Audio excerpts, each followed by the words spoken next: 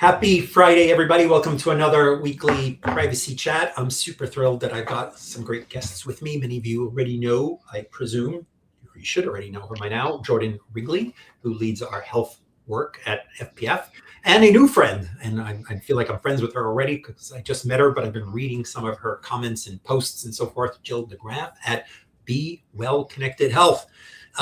Some of you may know Be Well because you know about the plumbing of healthcare and health data, and they have been a leader for a long time. But for the broader audience who doesn't geek out on those issues, I'm going to ask Jill to say a bit more. And yes, you may have noticed if you paid attention to this week's news that Be Well is a key partner in the OpenAI announcement around ChatGPT.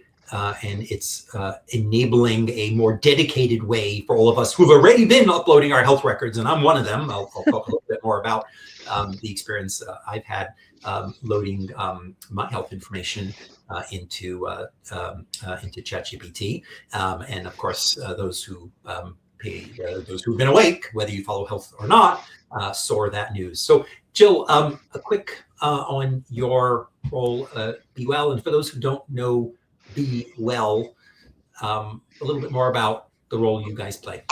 Certainly. Well, first of all, Jordan and Jules, thanks so much for having me. And I'm really glad that we have this opportunity to broaden the conversation around privacy and consumer health, and really what we need to leverage and harness this transformational technology for a lot of issues that we have in the health system today and in terms of access and other things. Be Well has been around for a decade. And our founder's origin story is really rooted in the fact that she was an executive in a large health system or a health plan. Her middle child had a rare disease and no one could figure out what it was. And she almost died because patient portals were not talking to one another. Her daughter has 23 or more separate patient portals, and the information could not be pulled together. And she was one of these spreadsheet jockeys.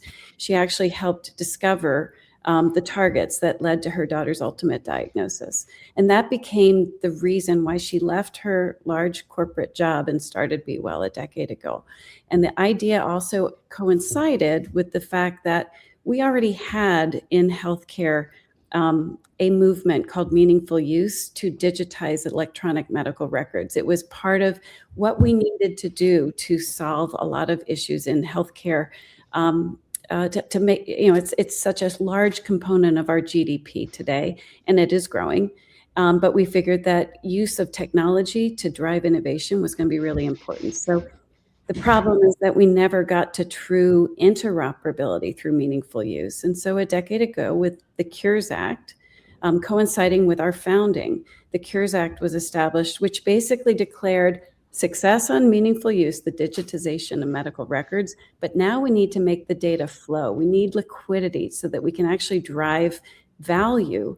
And one of the critical ways to drive value is to drive it for consumers. This is also not a new idea. Google Health and Microsoft Health Vault were established at the very beginning or even before high tech, but they were doing data sharing agreements one by one. It was a heavy work, and you are going for a mother may I for data access by asking data holders or their EMR vendors to share data that goes against their intrinsic business interest. And at the same time, over this time period, we've recognized that HIPAA recognizes the affirmative individual right of individuals, patients, to access their own information. And the Cures Act really double underscored that by saying through standard technologies and standards and implementation frameworks, we're going to make it easier for patients to choose an application that they like, that they want to choose to use, and pull that data down. And that's the hard work that Be Well has been doing. It now means that we have the largest connections across the network through these open APIs. And it allows us to then serve customers like OpenAI and others to basically offer patients the opportunity to pull that data down one by one into the applications of their choice, but then also critically summarize that information into a comprehensive longitudinal health record. You might get your labs from 5 different doctors, but now they can all be consolidated into a single view. And then when you throw in conversational AI as a way of interrogating and discovering that data and finding insights and then combining it with other components of an LLM, you start being able to drive more empowerment and agency for patients to more fully participate in their healthcare. So that's my soapbox. Big picture framing, before we sort of jump into the reactions that we heard this week, even from some very sophisticated, people of, oh my God, the HIPAA is not going to be relevant. I think key framing that maybe Jordan will say something more about, privacy is not solely keep your data hidden in one little space with one little partner who has it for one little purpose, right? It's access, it's correcting it, it's deleting it, it's in many cases getting it where you actually need it to be so that you can have the utility you wish and you want. And I think we all remember 10, 5, 7, 6 years ago where you went into the office to get your records, you maybe paid a fee, you waited, you got handed something that you then walked over, to the next specialist, hopefully in time for your next appointment. Mm-hmm. Huge progress has been made, but still incredible barriers. HIPAA was not initially intended to be known as a privacy law. It was about portability of data, and privacy obviously plays a key role, but HIPAA has sort of been a double-edged sword. It provided a lot of protections, but it also provided lots of incentives and restrictions and flexibility that, wasn't always used. So for a lot of the people reacting to this, looking at the, I'd say, narrow prism privacy people who are all saying, HIPAA, they're like, wait a second, this is an advance in people being able to, let's talk about the right protections, but people being able to use the most key utility that many are finding with all the problems of AI, key utility that hundreds of millions of users who are not all stupid, who have good reasons and good, value for what they're doing. And again, let's make sure they have the right privacy protections in place when they do so, but stop yelling that HIPAA is the answer. Jordan, your quick reaction, and then let's jump into the really sexy part of the conversation of, oh my God, my data is at an LLM. Is the world now falling apart, and is there a privacy risk, or are we perhaps in a very different situation because of new laws, state laws, policies, practices? Jordan, your quick thought?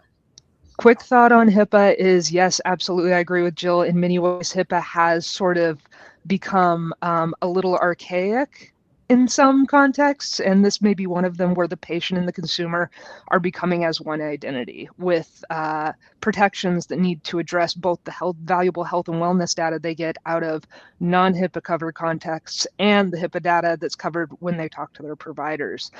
I think one of the things that's causing the reaction to this, speaking as a health researcher and a health information seeking professional who's been studying it for a while, one of the key things that stands out to me in these reactions is understanding that consumers and patients, whoever they are as individuals, whatever context they're in, have sort of made HIPAA the standard in their heads, even if it's not the legal standard. So we see all the time, right, on social media, consumers, users, individuals saying, hey, that's HIPAA covered, when it's clearly not. Like, to a legal professional, it's clearly not. But somehow in their heads, they have decided that this is what protects me and this is what I will continue to use to enact my protections. So to Jill's point, education is going to be key here in order to realize and build trust with the consumers and patients who would benefit the most from this tool. Okay, so you download your data, whether it's a medical record or data perhaps collected by your device for fitness and wellness. We can have women tracking periods. We can have people losing weight. We can have heart beats, EKG. I mean, HIPAA or not, there is a collection of data that is available. And there's an audience that seems to think that HIPAA is the gold standard for protecting data, and that once I move that data out of the medical care / insurance environment, all bets are off. Well, maybe you've been sleeping, but Jill, what has happened in the States and beyond to provide protections that are as good, better, different than HIPAA? Is it all the Wild West once you download your medical record? No, it's not. But also, just to set the contrast, let's just look at what HIPAA does and does not do. It does not ask for your consent for the collection of health data. There is a HIPAA notice, but there is no affirmative patient consent to collect health data if you are covered by HIPAA, a healthcare provider or health plan. Second of all, you do not get the right to request your data to be deleted and have that request be honored. Another thing is you do not get a full accounting of all ways your data has been shared. There are explicit carve-outs for sharing for treatment or healthcare operations or payment. When you start just looking at those three bundles, and the fourth one is the right to make restrictions. You have a right under HIPAA to request a restriction on your data. It doesn't mean it has to be honored. And when you look at that in contrast to where the state privacy laws have gone, there must be a consent. There must be a robust privacy policy that explains in plain language all the data that's being collected, the purpose of collection, how it's being used, how it will be shared. Many of the states also create affirmative consents with very defined consent requirements that say when it will be used outside of the product that you are using. And it cannot be a compound consent that gets mixed up in legal verbiage. If there is a sale of your data, it must be shared. Another contrast with HIPAA is guess what data is not included in HIPAA? De-identified data, and the de-identification standard is very low. You just have to remove, I think it's 19 identifiers, and therefore it is no longer protected health information, and it can be sold, and it is sold. There are data marts for de-identified data in the market, sometimes tied to payment. So like 340B program and other things. By contrast, in many state laws, derivations of personal information, including de-identified, is subject to the personal information definition and therefore subject to those same disclosures and consents.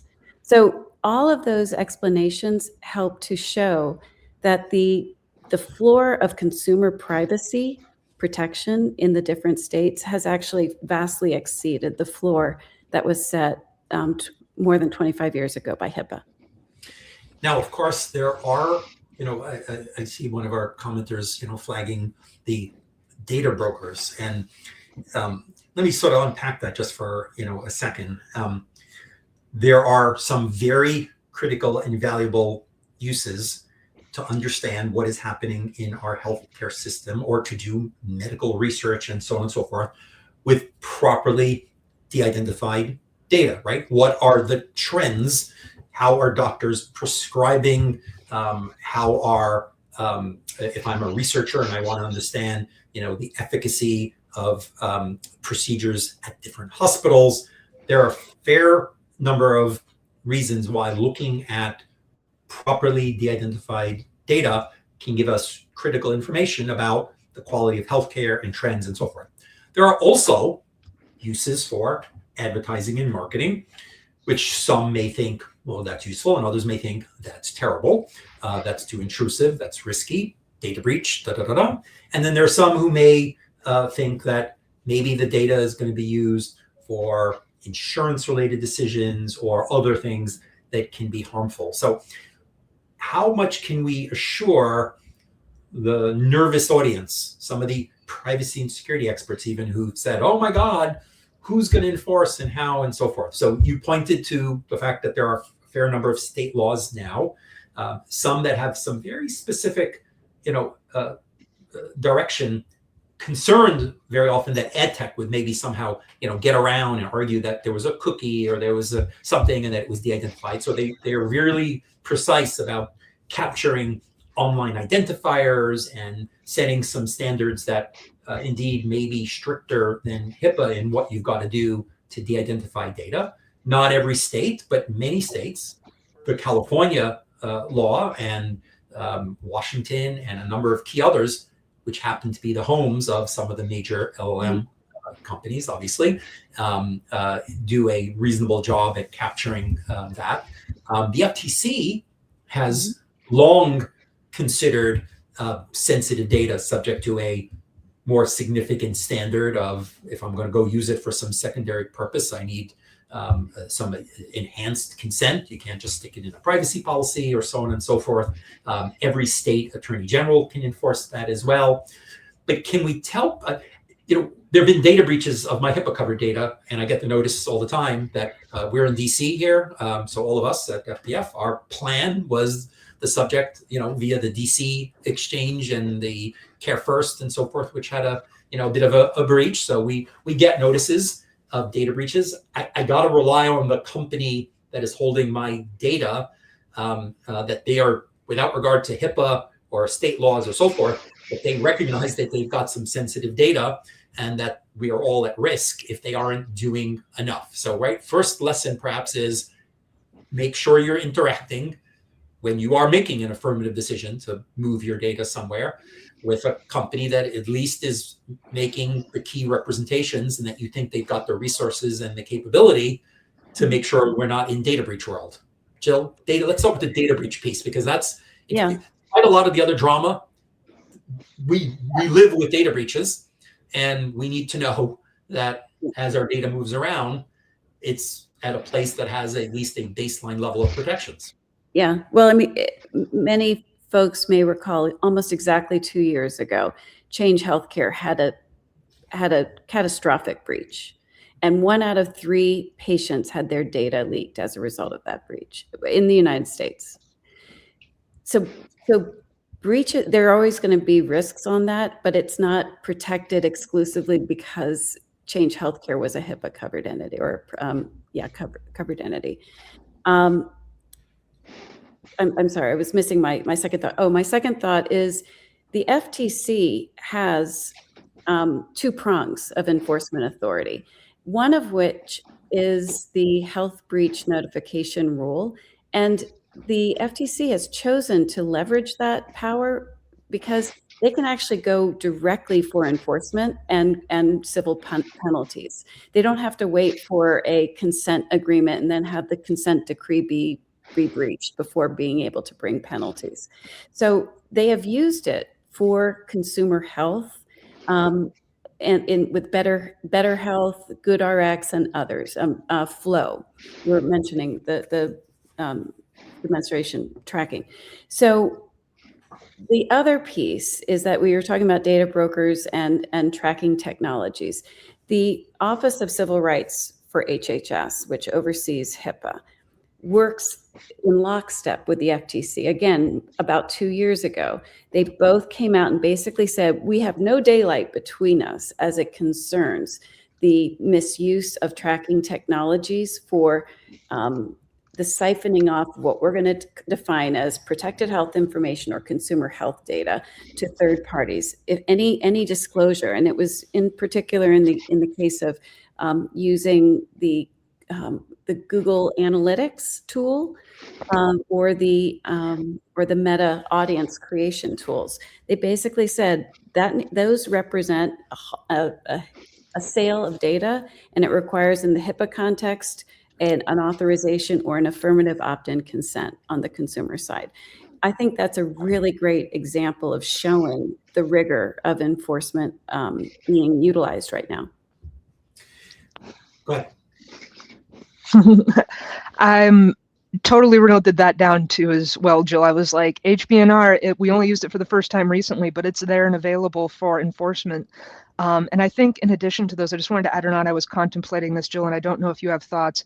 It seems likely out of the wide range of toolbox options for enforcers that may exist both at state and federal, I'm very curious about genetics protections as they may wind up in medical records, and also youth online protections for younger users who may be uploading information or querying for information. It really seems, if we're going to talk about, a thorough coverage, overlapping coverage of protections, that this is reasonably at least regulated.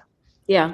Well, and I'll just say, if you read through the ChatGPT or the OpenAI announcement, they made a very deliberate choice that the data that's being pulled, that consumers pull down for the ChatGPT health application, would not be added into the LLM.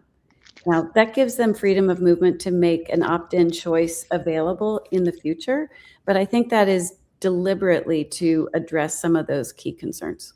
Yeah, and we did see. I don't think you needed to see the research, but OpenAI put out some numbers of the vast number of people that are finding value already, with all the imperfections, finding value. And the story that I have to share is some months ago I had a skin issue right here on my cheek, staph sort of all bandaged up, and my doctor is my next door neighbor, and he's a prominent board certified dermatologist. I can talk to him when I take out the trash. I talk to him in his office. He's a friend. I'm reasonably educated. And when I got the lab report, and he explained it, well, I uploaded it directly, pre any special protections, to ChatGPT. It gave me a super helpful analysis. I Googled around, I read a little more. I understood more. And the suggestions for the follow-up and the questions that I was able to ask the specialist, I was so more confident, so better informed, and able to say, because it was, in the end, it was sort of a judgment call. No, I was fine. I didn't need anything else and all that. That was great. But in getting to that analysis, I was a sophisticated consumer and patient. Okay, I took an Uber the other day, and the woman who drove me didn't have good English, did not have insurance, and told me how critical her experience loading her information and being able to then, when she had an appointment with a doctor who was not her next door neighbor, and where she may have seen him or her at a clinic and so forth, how empowering it was. So I was pleased to see that this system that they set up, working with BeWell and by coming up with a separate structure and better differentiating and keeping it in a little bit more of a lockbox environment, I think a well-received process. And then let's not ignore our colleagues and friends at Anthropic and so forth. Absolutely. And there are people focused, and I think OpenAI had a follow-up announcement as well, in the HIPAA environment, where the medical professionals of the world and those facilitating this are increasingly leaning on AI and needing legally HIPAA protected mandated pipes. That world is also progressing. Well, that's right. We've spoken for, again, going back to the Google Health and Microsoft Health Vault days, we've been talking about the vision for a personal health digital assistant, right? And honestly, the conversational AI component enables that. And it's very deliberate that there'd be this is a personal tool for consumers to use. It's not a substitute for medical decision-making and all those kind of things. And then the next day to be able to offer something that is geared for the clinical community. And frankly, it's going to be useful for for all the other connections between, for payment operations. Like how many people have heard about the magic of breakthrough medical technology only to have their coverage not available, like have their coverage denied, right? So the ability to actually start reducing some of the friction of prior authorization is in play when you offer a business associate agreement or HIPAA level tool to the covered entity community, but separate from the consumer ChatGPT health construct. One of our commenters points out, Jordan's point out, that there's a toolbox. There are many tools. It would be great to see them used more. Why are the existing laws used so sparingly? Well, I think Jill pointed out, there's been a spate of, whether it's GoodRx, whether it's Flow Health, a few others.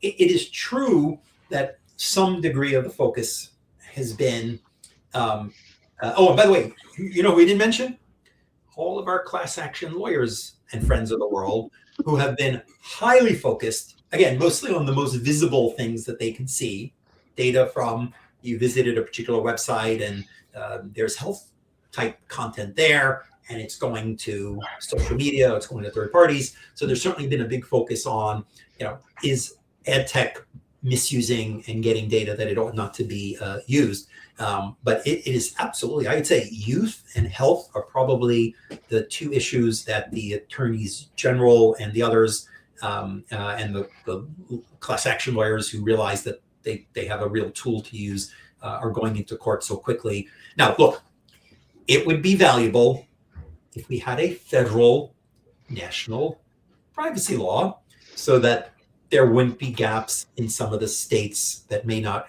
have the law, and so that we didn't have to have this confusion conversation of, is it HIPAA, is it not, is it this, is it that? We do have a kaleidoscope, so I understand why people are kind of concerned, and then they obsess with just, HIPAA. We saw this when, COVID apps and reaction, was rolling out. Everyone was like, there's no rules, and we're like, what are you talking about? There's lots of rules and restrictions and so on and so forth.